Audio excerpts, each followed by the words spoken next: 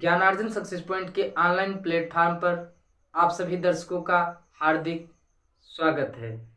आदरणीय शिक्षक साथियों व प्रिय विद्यार्थियों, जैसा कि आपने हमारे पिछले वीडियो में देखा कि इस बार नई शिक्षा नीति के तहत किस प्रकार से बीए, बीएससी, बीकॉम आदि में विषयों का चयन किया जाएगा, जो कि मेजर, माइनर, वोकेशनल, कोरिकुलर आदि विषयों से संबंधित था। आज हम चर्चा करेंगे इन्हीं विषयों के प्रश्न पत्र के स्वरूप के बारे में कि किस प्रकार से इस बार मेजर, माइनर, वोकेशनल, कोरिकुलर आदि सब्जेक्टों का पेपर होगा।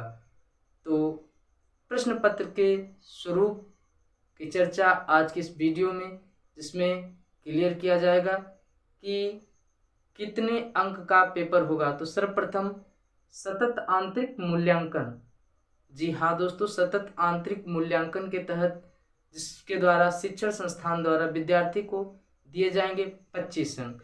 तो ये क्या है 25 अंक का फंडा, आइए क्लियर करते हैं पॉइंट टू पॉइंट जानकारी सतत आंतरिक मूल्यांकन के विषय में। तो आइए शुरू करते हैं आज का वीडियो। सतत आंतरिक मूल्यांकन यानी 25 अंक का फंडा। जी हाँ दोस्तों, जैसा कि आप प्रदर्शित इमेज में देख पा रहे हैं, सतत आंतरिक मूल्यांकन व मिड सेमेस्टर का फंडा।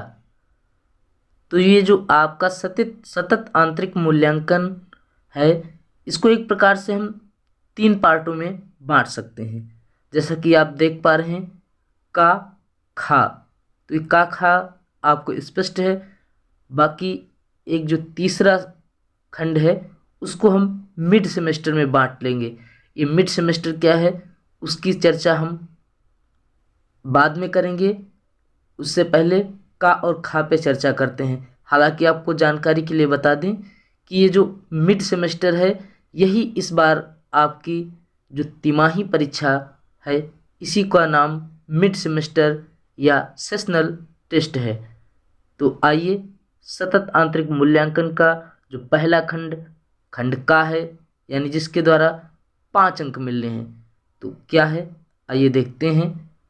खंड का, छात्र की सापेक्षिक उपस्थिति। तो छात्र की सापेक्षिक उपस्थिति के तहत अंक जो दिए जाएंगे वो 5 अंक हैं। ये 5 अंक निर्धारित अंक हैं, लेकिन स्टूडेंट को कैसे ये अंक प्राप्त होंगे व उसे कितने अंक किस आधार पर दिए जाएंगे, तो इसमें पॉइंट टू पॉइंट दिया गया है। नंबर 1, अगर छात्र 95% से लेकर के 100% तक की उपस्थिति दर्ज करता है शिक्षण संस्थान में, तो उसे 5 अंक दिए जाएंगे। नंबर 2, यदि वह 85% से 94% की उपस्थिति शिक्षण संस्थान में दर्ज करता है, तो उसे 4 अंक दिए जाएंगे। ठीक इसी प्रकार नंबर 3, यदि वह 80% से 84% तक उपस्थिति शिक्षण संस्थान में दर्ज करता है, तो उसे 3 अंक दिए जाएंगे। अब नंबर 4, अगर छात्र 75% से लेकर के 79% तक की उपस्थिति शिक्षण संस्थान में दर्ज करता है, तो उसे 2 अंक दिए जाएंगे। अब जो अंतिम उपस्थिति का फार्मूला है नंबर 5, उसके तहत 78% या इससे नीचे या जो भी मान्य उपस्थिति होती है, उस तक स्टूडेंट को मिनिमम जो 1 अंक दिया जाएगा। तो ये था छात्र की सापेक्षिक उपस्थिति के आधार पर जो 5 अंक निर्धारित थे, उसको किस प्रकार से छात्र को देना है। तो खंड का में आपने देखा ये 5 अंक। अब खंड खा से, जो कि असाइनमेंट व असाइनमेंट प्रेजेंटेशन के द्वारा, इसके तहत भी स्टूडेंट को मिलेंगे 5 अंक। तो इसकी क्या प्रोसेस है आइए समझते हैं। तो इसमें छात्र को पाठ्यचर्या से संबंधित, यानी जो उसको पढ़ाया गया है, तो उसके जो टीचर हैं उस किसी विषय पर जो संबंधित विषय होगा उस पर कोई एक टॉपिक यानी शीर्षक दे देंगे। जैसे आपने देखा होगा इंटर वगैरह हाई स्कूल में या आर्ट की क्लास में, जो एक निबंध दे दिया जाता है एक टॉपिक पे, किस पे आप निबंध लिखे, ठीक उसी प्रकार से एक टॉपिक दे दिया जाएगा जिसको 500 से 1500 शब्दों में हस्तलिखित अथवा प्रिंटेड प्रारूप में आख्यान देना है। तो ये 5 अंक जो असाइनमेंट में आपको प्राप्त करना है। असाइनमेंट का मतलब है प्रस्तुतिकरण, यानी कैसे आप स्वयं को प्रस्तुत कर पा रहे हैं एक टॉपिक के माध्यम से, आपको इसमें बताना पड़ेगा। तो वो इसमें दिया गया है, या तो आप हस्तलिखित मतलब हाथ से लिख करके कर सकते हैं, अथवा प्रिंटेड नोट्स तैयार करा करके भी आख्यान अपना दे सकते हैं। तो इस प्रकार से जो सतत आंतरिक मूल्यांकन के 2 खंड यानी खंड का और खा के तहत आपने देखा कि खंड का से 5 अंक जो कि छात्र की सापेक्षिक उपस्थिति के द्वारा मिलेंगे, और खंड खा से 5 अंक जो कि असाइनमेंट से हैं।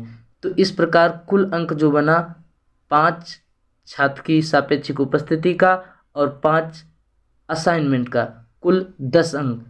अब ये तो रहे सतत आंतरिक मूल्यांकन के तहत कुल 10 अंक, लेकिन अभी हमने आपको बताया कि सतत आंतरिक मूल्यांकन के तहत छात्र को मिलेंगे कुल 25 अंक।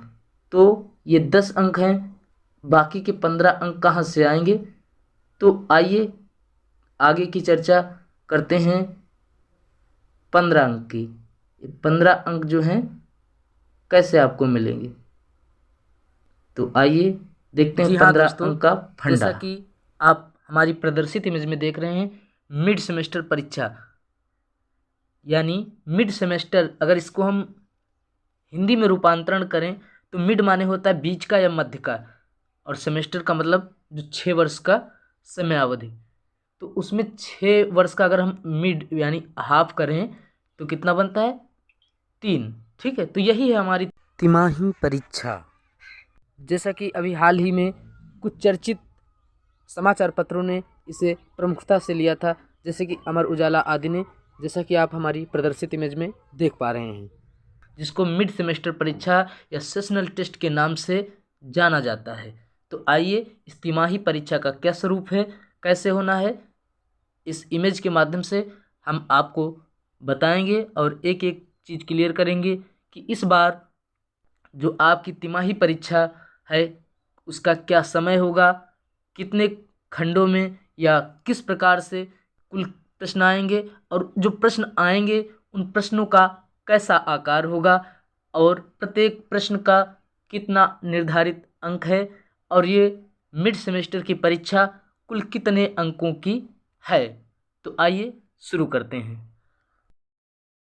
तो सर्वप्रथम हम इसमें आपको बताएंगे कि ये जो प्रश्न पत्र आपका है यानी तिमाही परीक्षा जो आपकी है, इसकी समय अवधि क्या है।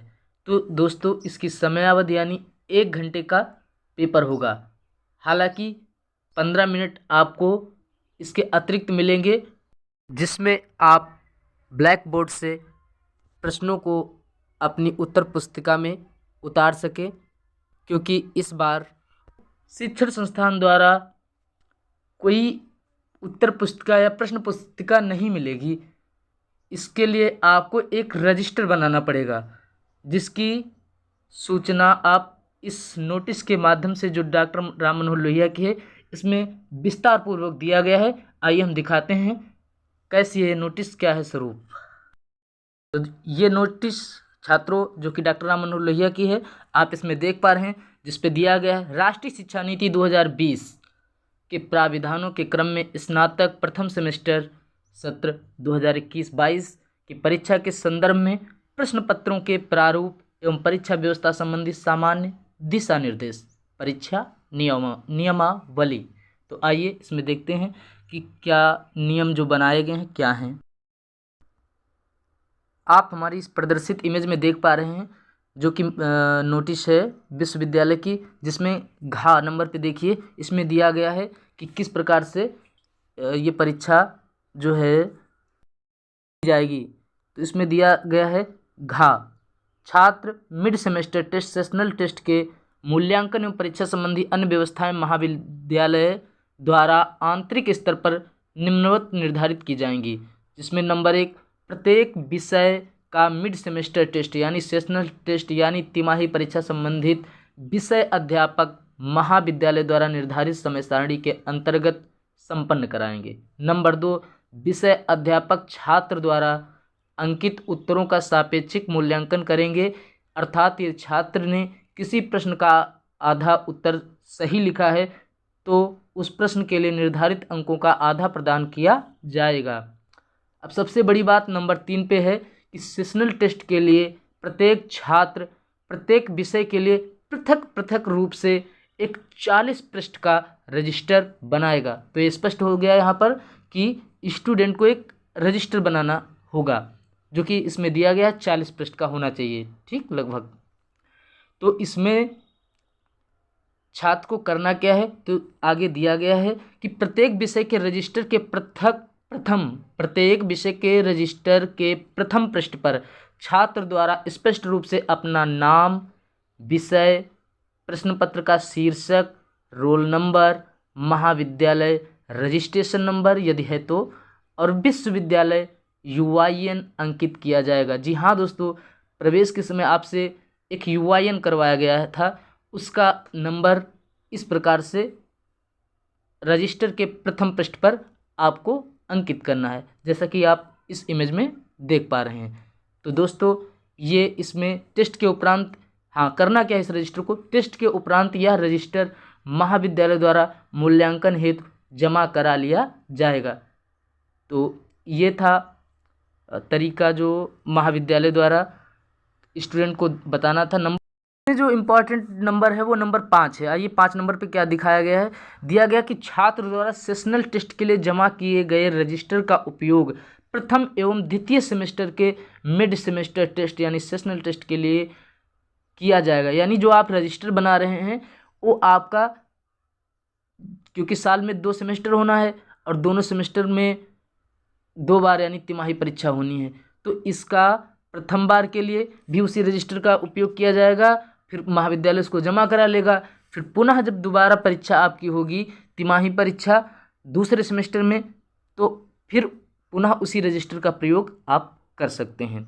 अब नंबर 6 पर देखिए, यहाँ पर दिया गया है कि सेशनल टेस्ट के लिए संबंधित विषय अध्यापक द्वारा निर्मित प्रश्न पत्र को परीक्षा कक्ष के ब्लैक बोर्ड पर परीक्षा के प्रारंभ में अंकित करते हुए छात्रों को संबंधित प्रश्न अपनी उत्तर पुस्तिका के द्वितीय पृष्ठ पर यहाँ पर देखिए पृष्ठ को भी क्लियर किया जा रहा है कि द्वितीय पृष्ठ पर लिखने के लिए निर्देशित किया जाएगा। इस कार्य के लिए परीक्षा अवधि के निर्धारित 1 घंटे क्रम में 15 मिनट का अतिरिक्त समय प्रदान किया जाएगा। जैसा कि हमने पहले ही स्पष्ट कर दिया था, तो इस प्रकार से आपका ये यहाँ पर क्लियर होता हुआ कि तिमाही परीक्षा किस प्रकार से होगी और कैसे इसकी व्यवस्था महाविद्यालय द्वारा छात्रों से करवाई जाएगी।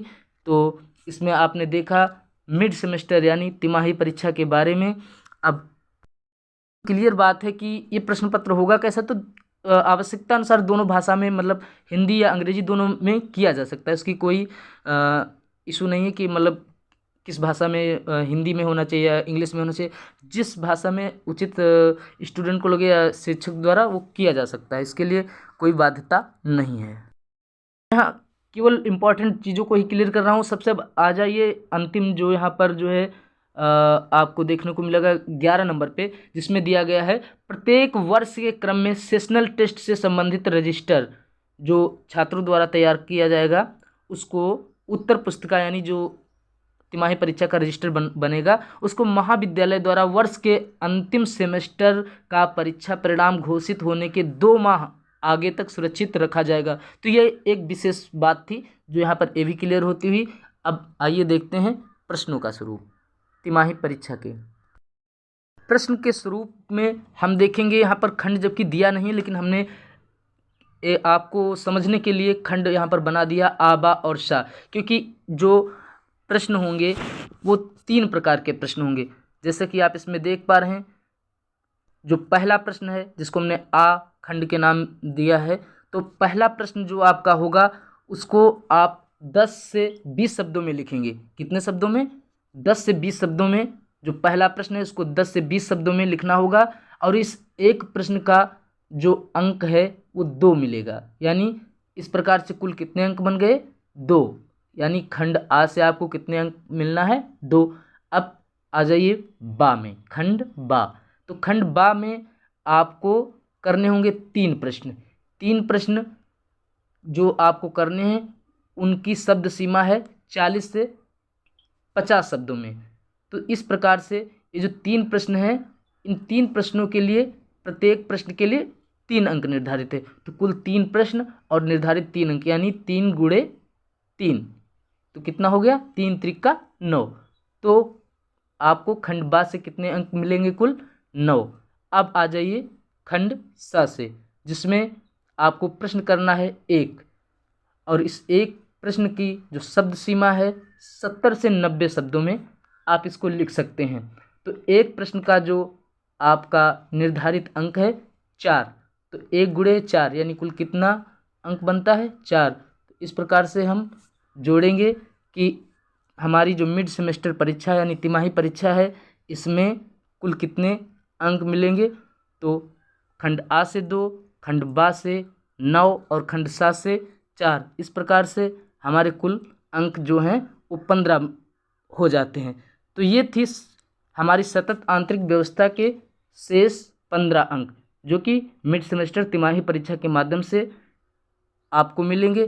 तो इससे पहले आपने देखा कि सतत आंतरिक मूल्यांकन खंड आ और खंड का और खा में 10 अंक मिले थे, जो कि आपको छात्रों की उपस्थिति के आधार पर 5, और दूसरा खंड खा से असाइनमेंट से 5 अंक। तो इस प्रकार से 10 अंक उधर के थे, और मिड सेमेस्टर तिमाही परीक्षा से 15 अंक। इस प्रकार से आपका जो 25 अंक का फंडा शिक्षण संस्थान द्वारा था, क्लियर होता हुआ। तो हम उम्मीद करते हैं आपको ये हमारा वीडियो पसंद आया होगा। इस प्रकार आपने ये जानकारी प्राप्त की कि कैसे ये 25 अंक अर्जित किए जाएंगे। तो ये जानकारी ही नहीं, ये है आपका सक्सेस पॉइंट जो मिला है आपको ज्ञानार्जन सक्सेस पॉइंट से। तो हम कहना चाहेंगे your success is our success, यानी आपकी सफलता ही हमारी सफलता है। तो अगर आपको ये वीडियो अच्छा लगा तो हमारे चैनल को लाइक सब्सक्राइब करिए और बेल आइकन को दबाइए, ताकि जब भी कोई नया नोटिफिकेशन हमारे द्वारा मिले तो आपको पहले ही प्रदर्शित हो जाए। तो दोस्तों, आज का वीडियो यहीं तक, मिलते हैं अगले वीडियो में। तब तक के लिए नमस्कार।